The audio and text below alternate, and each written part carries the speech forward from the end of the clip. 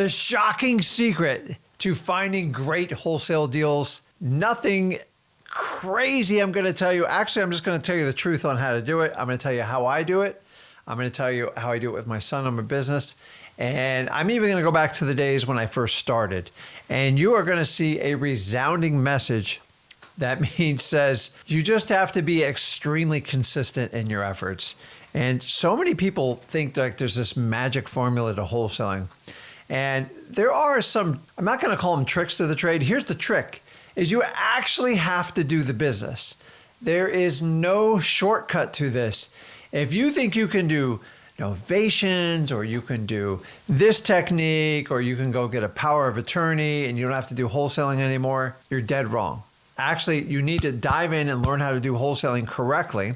And you are in one of the neatest markets I think we've seen in a long time. For the last, in my opinion, the last 7 years, the wholesaling market has just been wildly skewed. And people have made money that had no business making money in wholesaling. And the minute it gets tough, they come out with a video and go, this is why I don't wholesale anymore. It's so tough. They have no idea what tough is. So when you've done this business for 20 years plus, I will give you credentials of tough. But please don't tell me you got started today and you think it's really tough, or you're comparing it to the last 7 years and now you think it's tough. That was an anomaly, and I don't believe we're ever going to see stuff like that for quite a while. The first thing, we are going to walk through some of the mechanics of doing this. So what you've got to understand is, for you to become truly good at wholesaling, you have to be a list ninja. What do I mean by that? You got to be really proficient in pulling lists. The better you get at pulling lists, the better your success is going to be. Remember, I don't care how amazing your marketing ability is. If you were sticking $100 bills in the mail and said, let's just call me and you can have this $100 bill and I'll mail it back to you or whatever, if you don't have the right list, it's never going to work. So first and foremost, you have to be a list ninja. How do you become a list ninja? It's simple, guys. Go after the right lists. Let's talk about the first lists you need to go actually out there and do. So the easiest ones is, we're looking for the highest motivation. And guys, these are where I get my biggest deals from, hands down. The best way is just go over to the courthouse. I don't even care if you can go online, go to the courthouse and figure out how to pull these lists. So the one list I put on here, because it's such a no-brainer, is pull the foreclosure list. Catch them sooner than later. The earlier you can work with them, the better shot you got. But mostly, whoever forms a relationship with the seller that's in distress is going to have the highest probability of getting the deal. So foreclosures are the easiest. I didn't put it up here, but the reality is they are the easiest list to get because it is a public lawsuit and they can't really hide it. So there's no way to hide it. You should have zero resistance getting this list, guys. You've got to understand that. The next list I want you to get at the courthouse are evictions. Rick, they're tired landlords. Most of them are difficult to sell. Yeah, but every now and then there's a landlord. We're looking for landlords that they thought it was really sexy to be a landlord. Oh my God, the tenants pay off with the cash flow and then I get a clear and free house. But they don't understand you actually have to manage the property and the tenants. And when tenants trash it or they stop paying or they get a bad court case, most of those people are looking to get rid of the property as soon as possible. So if you consistently market to these types of people, amazing things will happen. So you have to do it consistently. Once again, the evictions list is very public because it's technically a lawsuit, and a lawsuit has to be very public. The ones most of you that struggle with and you try to avoid at all costs, it sounds super sexy in nature, they're called probates.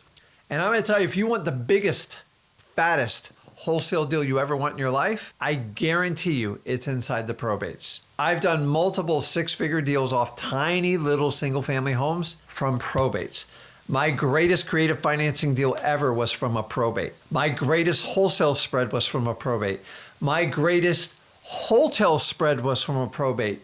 Guys, it doesn't matter. It could be a fix and flip. I don't recommend doing those, but I'm telling you, wholesales hold the most profit potential of all deals because they are the most problematic deals. They are some of the hardest lists to get with. Sometimes you got to deal with lawyers, you got to deal with realtors, you got to deal with emotional family people for obvious reasons. But if you can help people out and get them through it and navigate them through a wholesale probate deal, you get rewarded the highest. Now, why most wholesalers don't like to do these is number one, they're scared to death of them. I was horrified of doing a probate deal. Honestly, I thought it would be like you're one of those types of people. You ever hear that? You're one of those. So they used to call lawyers ambulance chasers. Used to call probate wholesalers like grave robbers. And I actually used to get offended when I first do it. And I saw how silly and stupid I was thinking that way. I'm just trying to help people out. Do people chew me out? Every day. But I just want to find that one person that truly wants to sell the house.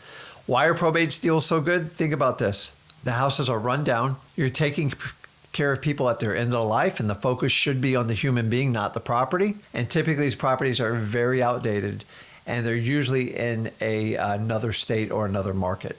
Meaning grandma lived in Florida, the parents lived in Ohio. Their kids lived in Ohio. She passed away, and it's a lot of work going back and forth. Some of these properties have mortgages, they all have utilities, they have insurance payments, tax payments, and for that reason alone is why people are pretty highly motivated to get rid of a probate deal. So hands down, if the only thing you get out of this is you got to do probates. So that being that, let's talk more about list. You've got to go to your county and city office, and what can I pull from there?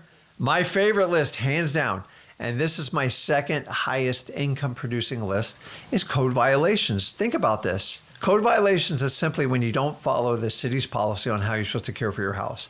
High grass, boarded up windows, mold all over the house, a blue tarp over the roof. If you don't eventually fix it, either the city drives by and shames you, or you have a Karen in your neighborhood that calls every day about your property, and you get a violation. If you don't correct the violation within 30 days, you start to get fines levied. They record it against the property, and the clock can be like $50 to $100 a day, and it gets wildly expensive. So if you get in that situation, those people usually need help. Listen, guys, people don't let their properties go in arrears for like no reason at all. You have to understand why they're doing it. So once they do that, if you understand it, you can reach out, you can help these people. It's super easy. Along the city and county list, your water shutoffs, make sure it's a public utility company, guys. These lists are highly motivated. Now, this list we only picked up within the last 10 years and learned how to do. It's not the easiest list to get a hold of. It's 50-50 at best. But if you're willing to do what other wholesalers won't do and actually work and get these earned lists, you can get a much higher result than what these people are going to do. So the water shutoff's huge. And then along that on the city county level is your fire damage properties. And I love fire damage properties because a lot of people don't know what to do with them. They're scared with them. Realtors run from them like the plague, but good quality cash buyer investors that know how to deal with fire damage properties, they'll buy them all day long because they're buying value, and value is what we provide as wholesalers. And why not go ahead and do this list? I love them because most fires are they're just extremely minor. Kitchen fires, bath fires, stuff like that. And it's not that big of a deal to fix up a room or something like that. Even the ones burnt all the way down, you can go all the way down to the land value on it. And all these types of lists, you either get from your county or your city offices. They're usually going to be in where your DMV is, the property appraiser's offices, or the building permits, what are they called? Applications and permits offices.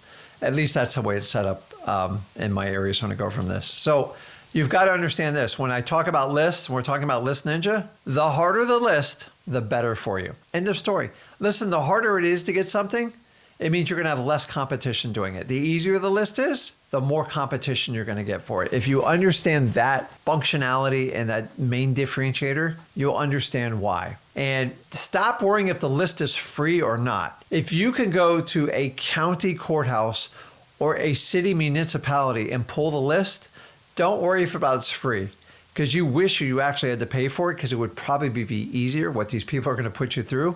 Remember, the harder the list, the better. And you've got to understand that. One of the other techniques that a lot of people overlook is just simply going out and just driving for dollars. And you know what? You guys think, oh, no, that's only for the brand newbies. I don't do that anymore. Dude, I've been in this business 20 plus years. Driving for dollars is an instrumental part of what we do. Why?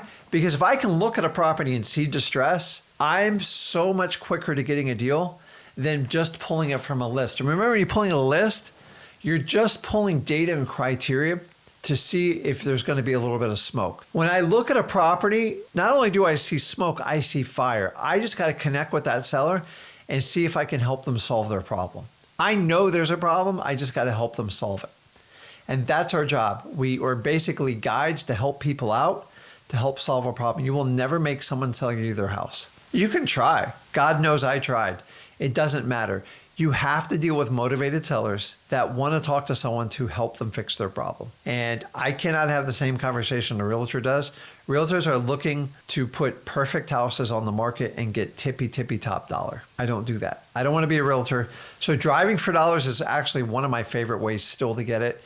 And wherever we used to be short on leads, we'd send every employee in a car and do driving for dollars and come up with a minimum of 500 to 800 leads just in an afternoon. So if we can do that, you could probably easily go out and get 100 yourself. And guys, it is one of the fastest ways to get your fattest checks out there, because not only do you see fire, you see smoke, but you see fire. And that's why I love them so much. Another one that we often overlook is this simple method called reverse wholesaling. So if you never heard of this, go on my channel and just type in reverse wholesaling, or go over to Flip with Rick and you'll see reverse wholesaling.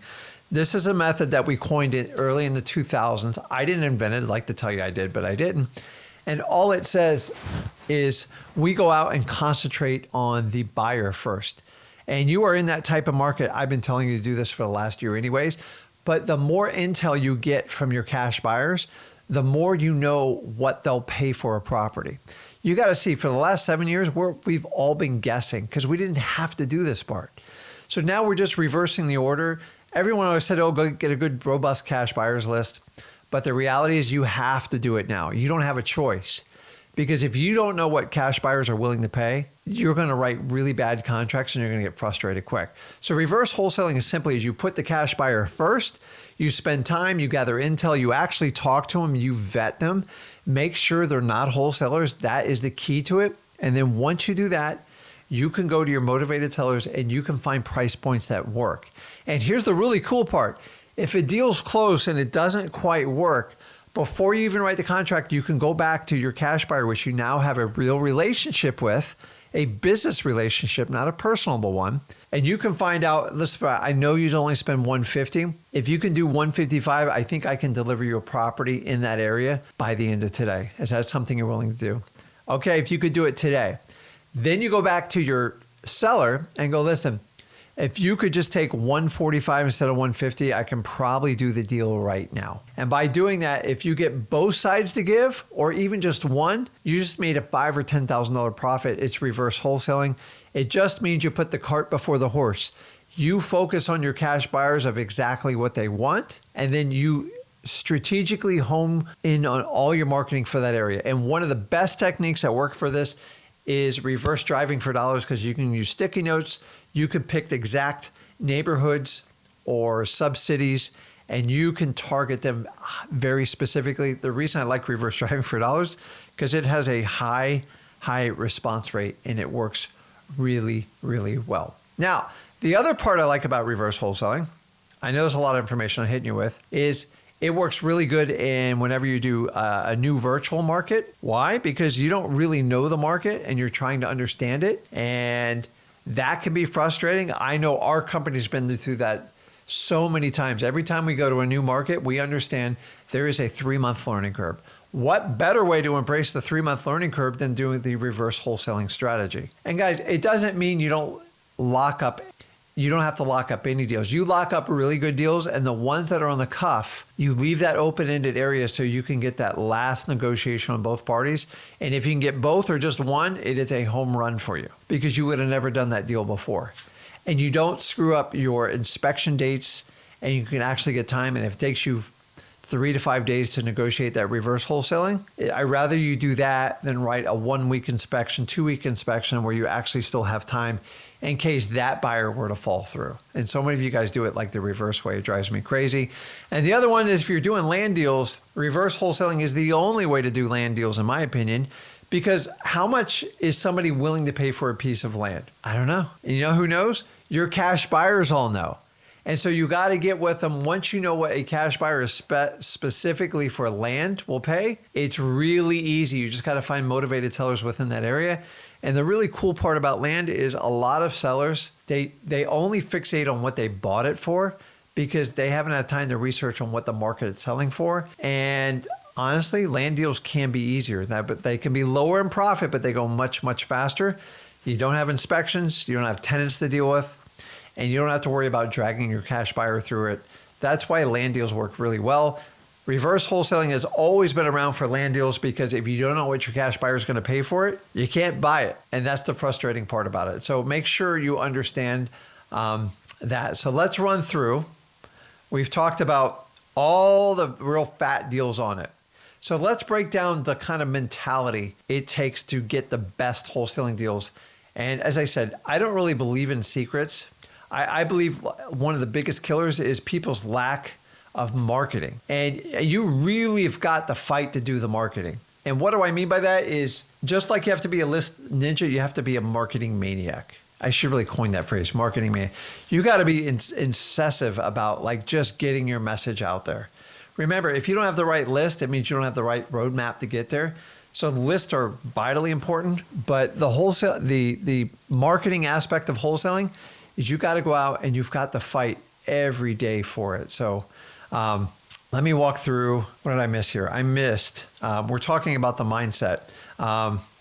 Also, a lot of problems we have is just accountability. So your lack of wholesaling success is going to stem from the accountability and what you hold yourself to. And I want you to keep this in mind. If you can't be honest and accountable with yourself, why would you do it with anybody else? Honestly, the hardest person to break a promise with is yourself because it hurts the most and you can't avoid yourself. And you got to understand that the same holds true in wholesaling. You got to be brutally honest with yourself. You're either going to thrive or you're going to die in this business, and you only lose when you quit. And I know nobody on this live stream is going to have that way of doing it. So let's talk about, the last one I want to talk about is, I know you've heard me say this before, but we talk about an upward spiral. So if you don't know what an upward spiral is, you know what a downward spiral is. And God knows we've all done it occasionally. Like one bad thing happens in your life, and then all of a sudden you just like, people always say, bad things always happen in threes. There is no statistical data for that other than maybe other than in Vegas. It's absolutely insane when people say that. Think about this for a second. Only bad things always happen in three. And I'm just kind of laughing when I hear stuff like this. It's just like, oh my God, that is so ridiculous. So I want you to understand this is if bad things can happen in three, why can't good things happen in three? The reality is if you spiral upwards or downwards, a downward spiral is when bad things start happening and like one bad habit starts bleeding into another and before you're at rock bottom. Now, the opposite can happen, an upward spiral. How? You start taking actionable steps to find great deals in wholesaling. Say you do probate, you went to the courthouse, did exactly what I tell you to do. You actually have to go and do it. I can't do it for you. Zach can't do it for you. And you actually pull these lists and you mail them a letter or you call them whatever, and somebody reaches out and contacts you. Now, I've had this happen in my life, and I'm going to be honest with you, I was not a believer when I first did wholesaling, if I'm going to be brutally honest. I was just like, okay, I'm going to give this a shot. I did give it a shot. I had to take the action. And I remember pulling the list. I remember somebody reaching out and calling me. I'm just like, so I went through, I qualified them. I remember hanging up going, oh my God, I think they really want to sell me the house at a discount.